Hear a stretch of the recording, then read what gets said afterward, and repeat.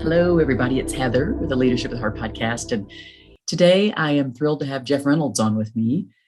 He had a really, I love the focus that he had on marketing, but helping other people learn about that and leadership. And I can't wait for you to hear more about him. But he was one of the people that actually, like I say, he was someone who actually pitched me. Someone pitched me him, and when they sent it over, I was like, wow, okay, this is kind of interesting. I think we all need more about this. Be creative in the time that we're in right now. So welcome, Jeff. Thanks for coming on. Just wonderful to be here. So where are you right now in your leadership journey? Tell everybody where you're at.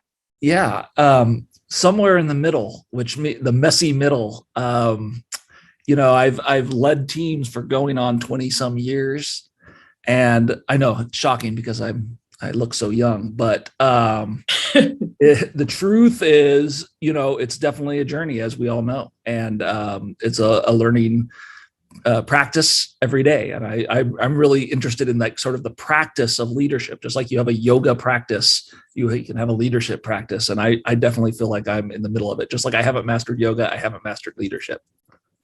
Isn't that true? Well, so what's the work you do from a day-to-day basis? What does that look like? Yeah. So my day job is as president of Reynolds and Myers, and we're a marketing company that works with food and shelter brands.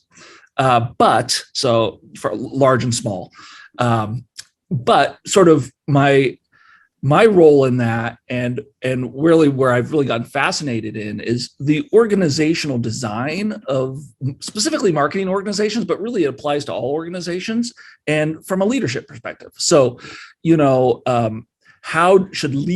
is the role of leaders beyond sort of the personal one-to-one connections they're making with their employees? What are the roles in terms of actually designing the organization to achieve the goals of the organization, including culture and so forth?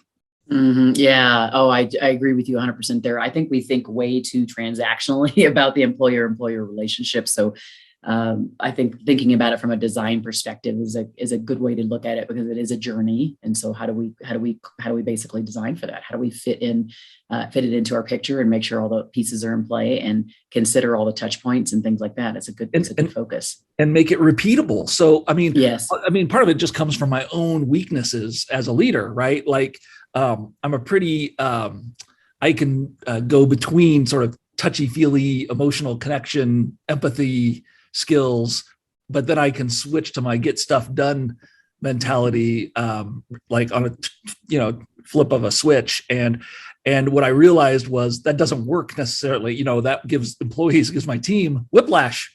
So I needed to put in systems, processes, get clear on what I was even trying to accomplish for myself, so I could employ that and get the results I actually wanted, instead of just relying and hoping I was in the right mood that day to do things correctly. Oh, that's a great point, because we do, as humans, we're going to go up and down with everything. And your whole focus, I am super curious on your focus on modern marketing versus kind of traditional marketing, the stuff you do at the firm, in the context of how does this new focus for you play into it too? Yeah, when we say we do modern marketing, a lot of what we do, because of the industries we're in, is work with legacy companies. So companies that are 20, 30, 50 years old, and they have a lot of baggage.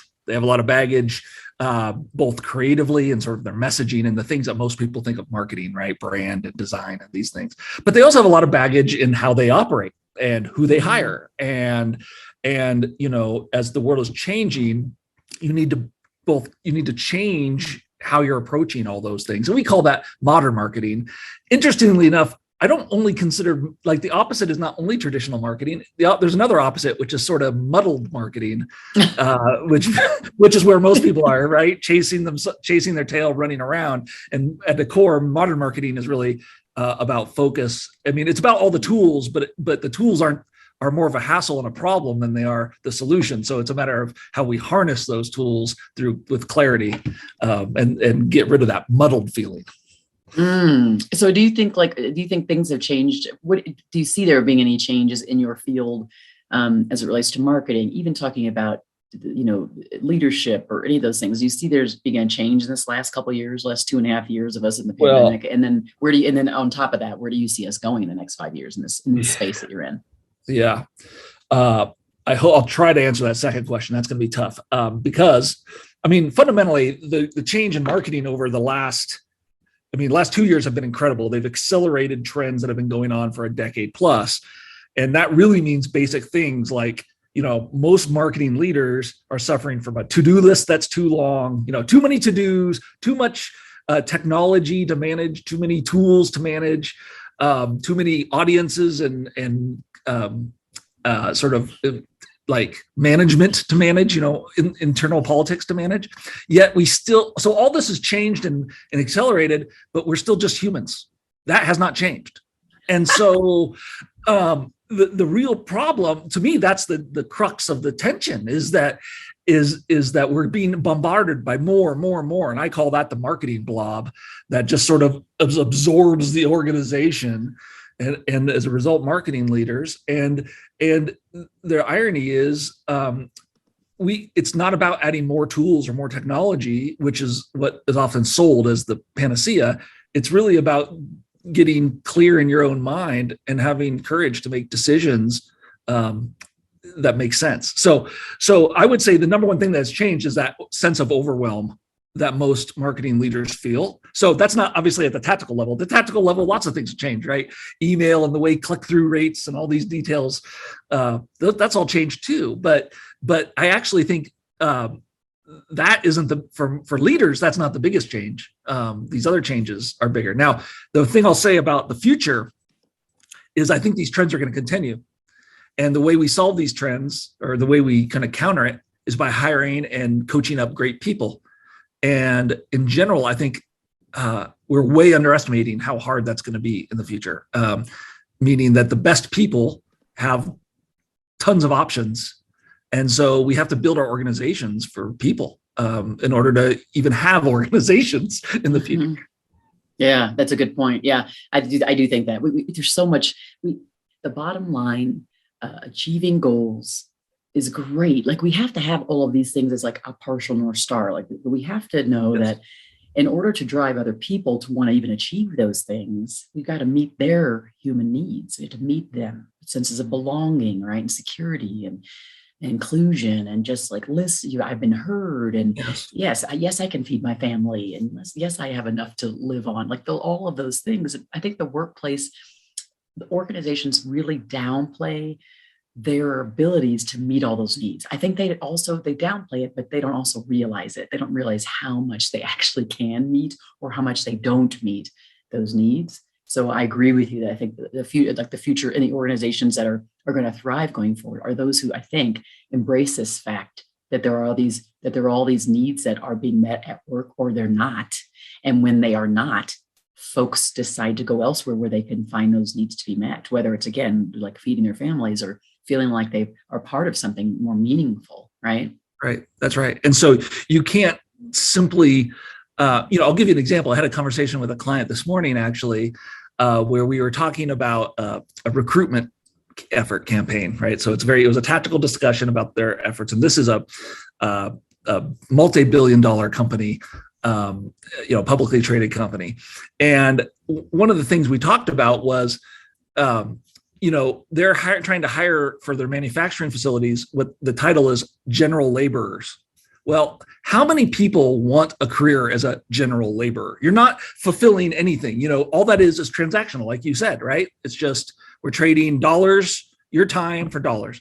And so, the conversation we had was, how can we get you to start thinking in stories and showing the career, obviously the title needs to change, but also show them the career path and the journey and how we add to their life, not that we're using them up. And I just think in the end of the day, the only way you can do that is by having that as a leader, you have to have the empathy to be able to, and frankly, you have to put yourself in their shoes, like walk the path. And ask yourself, how would I feel at every step as I, in that example, clicking on an ad, going to fill out an application?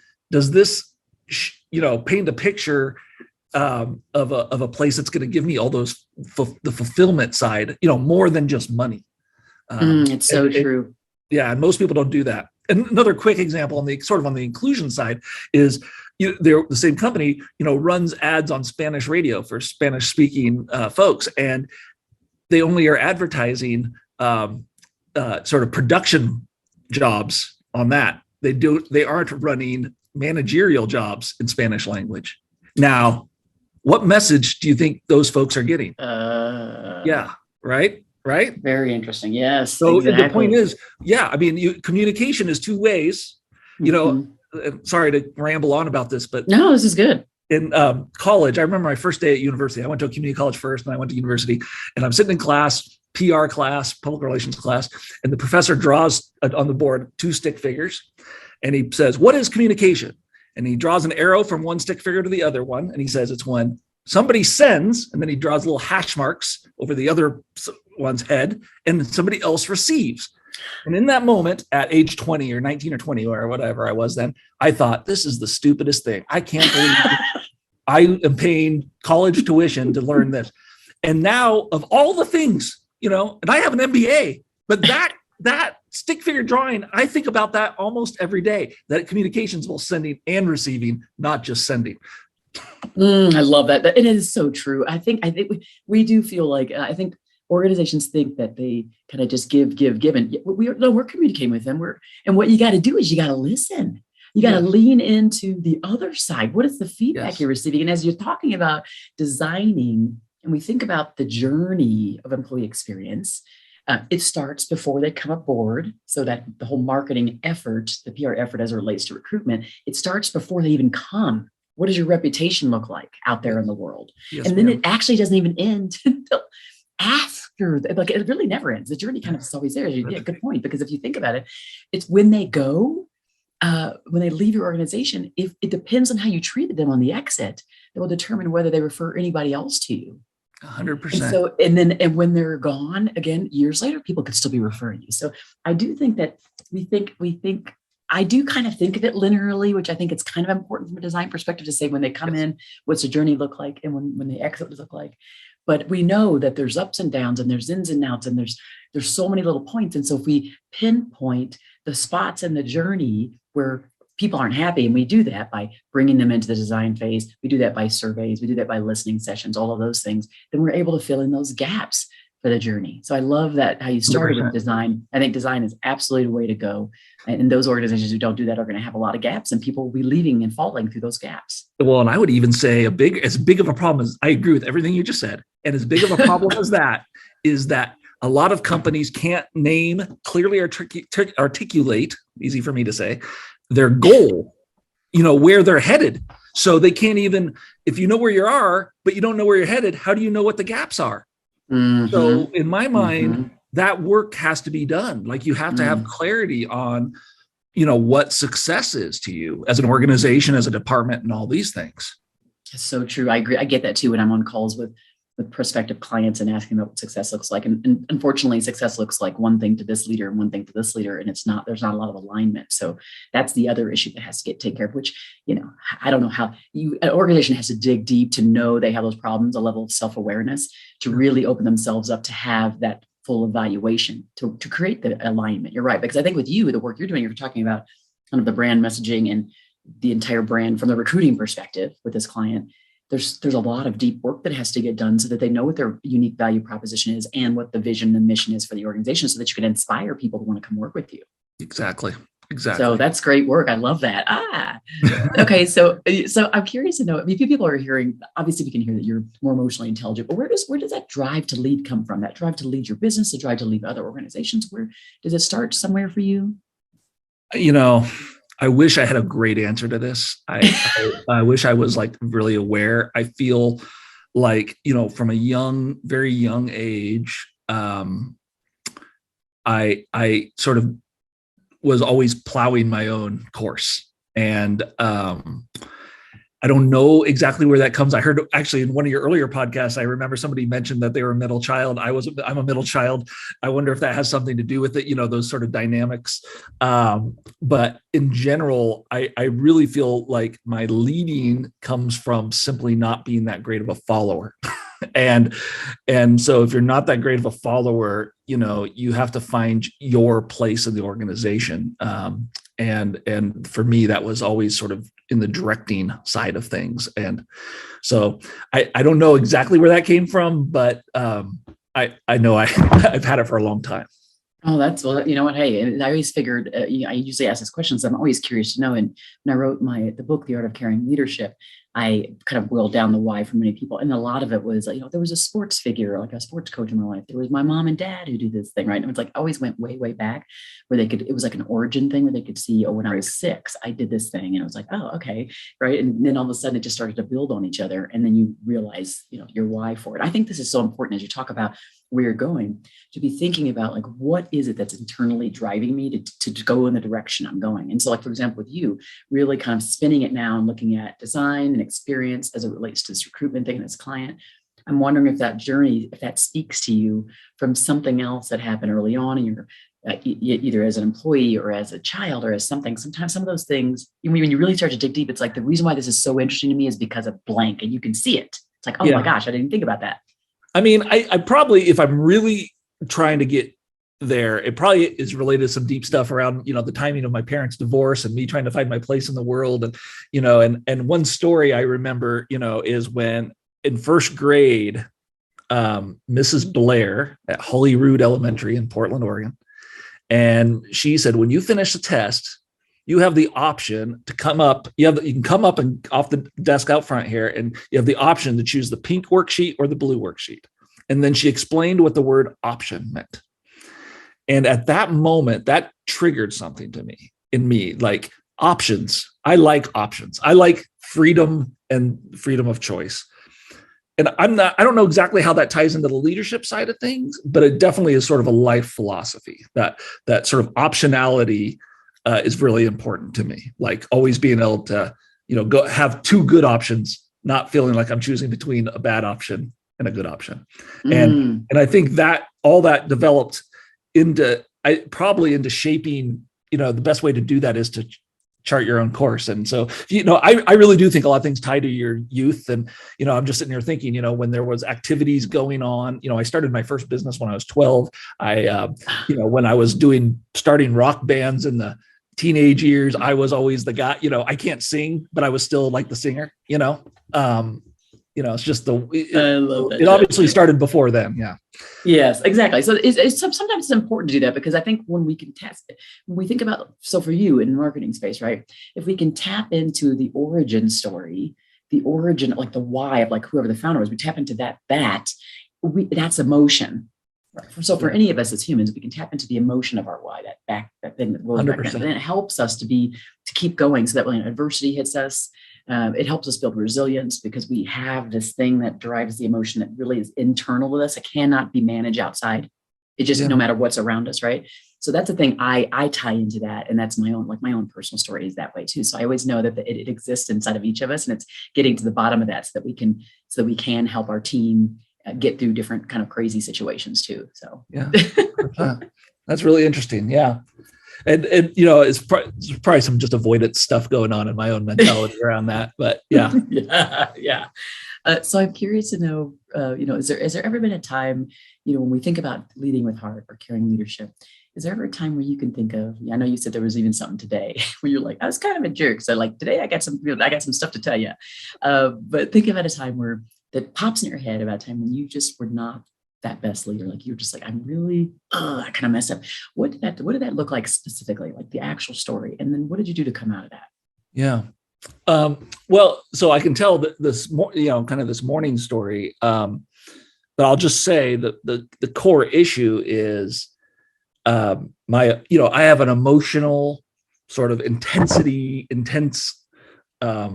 leadership style. Like I try to give high accountability, high freedom. It's one of our principles at our company.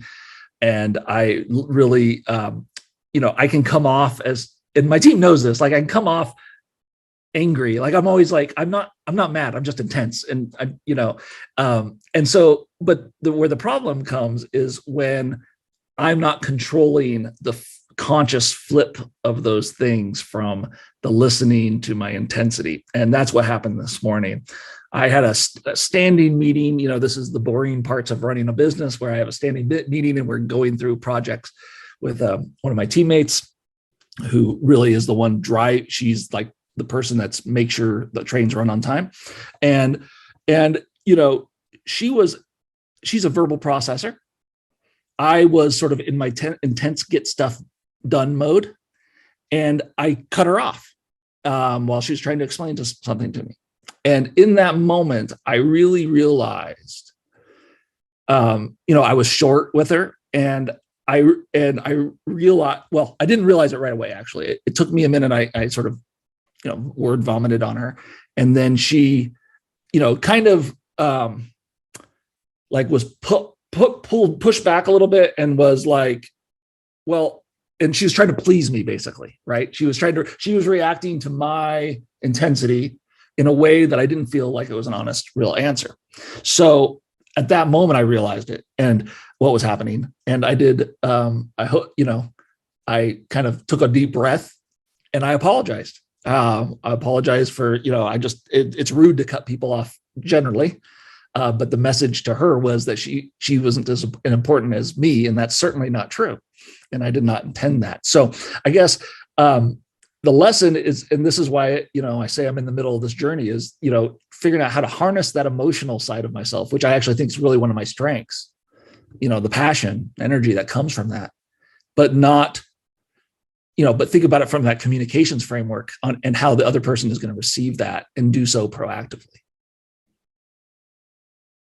That's beautiful. I think about caring leadership, the work and the leading with heart, just this idea of listening, having emotional intelligence. A big foundation of it is emotional intelligence. So as you're talking about it right now, you're talking about emotional self-management, where I struggle too, by the way. So I could lead with emotion. So I'm excited, or oh my gosh, I'm frantic. And along the way, all the things I talk about like appreciation, recognition, care, empowerment, I do all that well. But self-leadership is the first chapter for a reason, because if we aren't managing ourselves, we aren't filling up ourselves, we aren't giving our own selves limitations and guardrails, our own selves, us, yes, and holding ourselves accountable to them, then we can't enter into an interaction where we're like calm. And even if we're not calm, we're excitable in a controlled way. They see that we're, and it makes them want to like come along on the journey. Or are we coming along excitable in a frantic way where they're like, holy smokes, I got to get the heck out right from this person. Right. I'm going to be going down fast on that plane. Stop, right? You know what I'm talking about. I know. Because if you operate from that place of emotion. So I think I love the fact that you have the awareness and boom. And then for you, did you like end up going back? What did you do like in the very end? Like what was the end goal? Did you say anything and to resolve that and just kind of apologize and just kind of what happened? Yeah, so I apologized for just cutting her off. And then I went back. So some time had passed, a couple minutes, like we might've even moved on to another thing while my subconscious was sort of picking up on what had happened earlier. Right. Yes. And so I paused, apologized. And then we actually went back to that topic and sort of tried to reset and have the discussion again in a proper, sort of, when I say proper, me being proper, properly controlled, as you say, manner. So and I think it works out.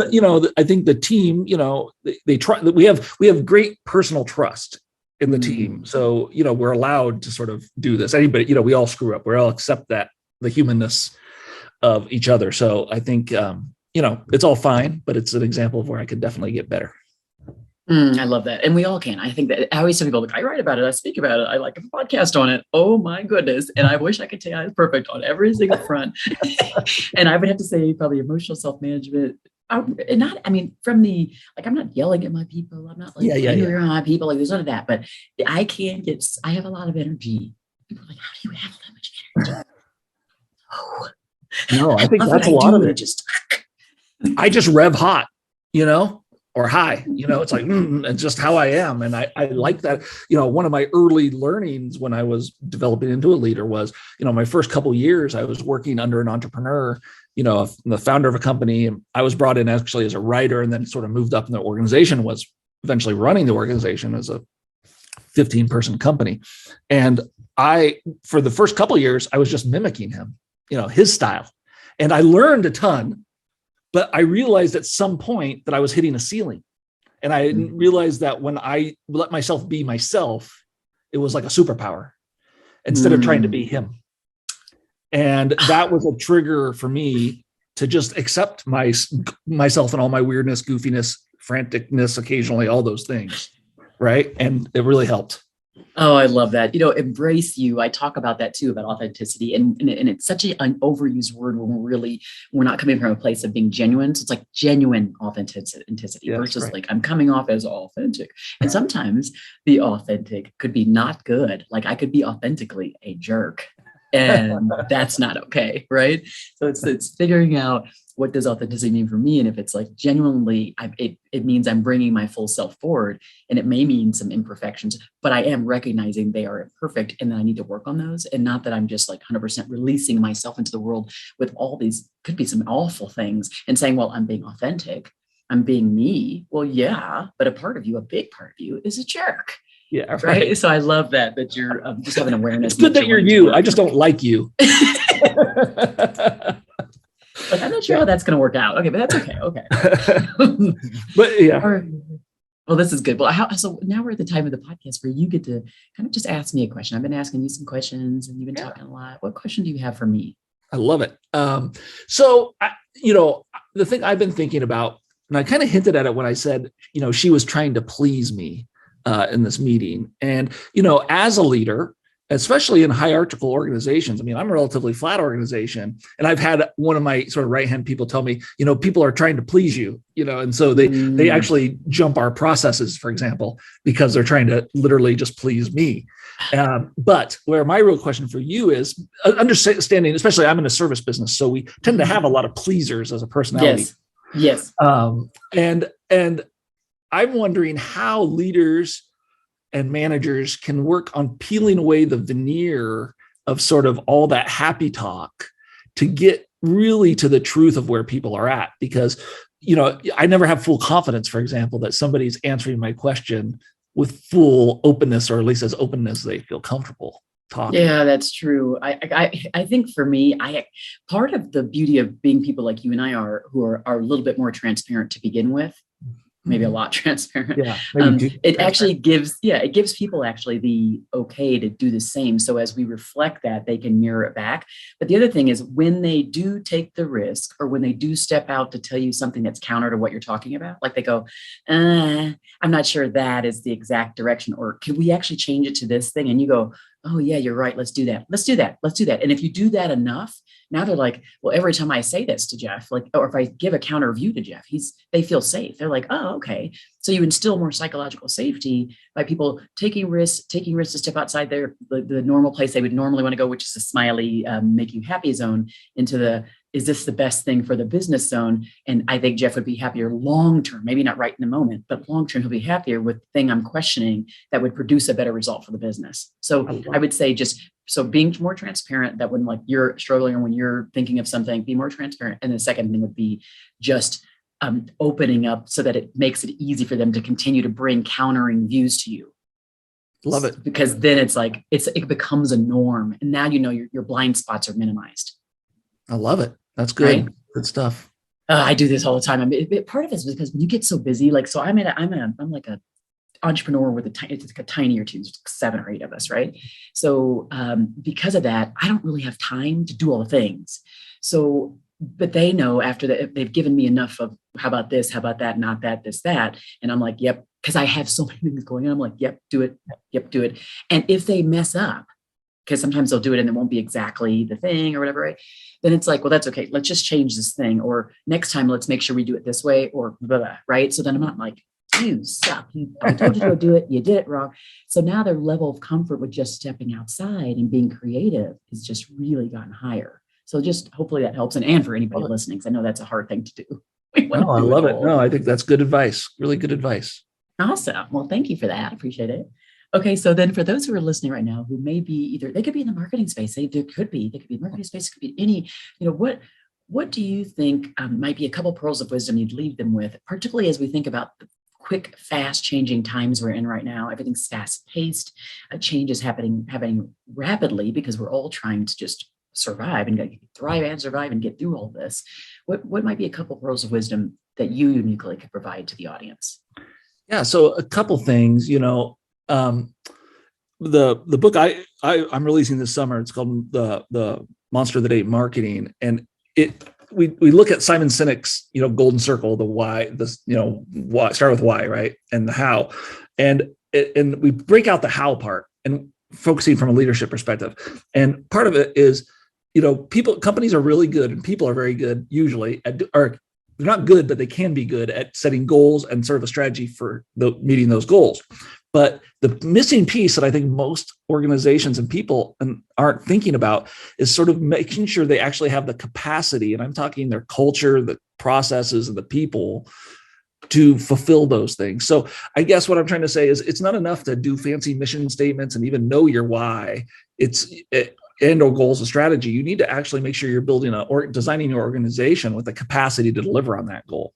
And what the second sort of add-on to that is, as leaders, there's no substitute for clarity and courage, because nobody can tell you those things that I just listed, the goal, strategy, capacity.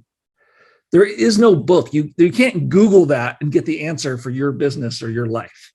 So you have to get clear in your own mind and then have the courage to act on it. And I really think, to your point, in this times of change, I think courage may be the single most valuable asset, or the missing ingredient at most organizations, to just get clear on what you want and then go all in instead of trying to hedge your bets all the way along the way. Oh, that gave me the chills. That was beautiful. I love that clarity and courage. I think we can all use a lot more of that. And for those who are listening, if you took away some really good nuggets from my conversation with Jeff, please do share this far and wide. That's how we continue to move up the ranks of the Management and Leadership Podcast. And don't forget to write that 5-star review on Apple Podcasts, because remember, the more we do that, right, the algorithm is like, okay, these people really like this show. Let's keep moving it up and sharing it. So I definitely appreciate that. And Jeff, you have been a pleasure to talk to. I'm so glad that I said yes. Oh, yeah. I'm glad you said yes. It was really fun. Really fun. And maybe we'll have you back on again as we see how all of this, the recruitment and the marketing thing, and the book and all that stuff come out too. Yeah, that'd be awesome. Well, thanks everybody too for listening to Leadership at Heart podcast. Be well.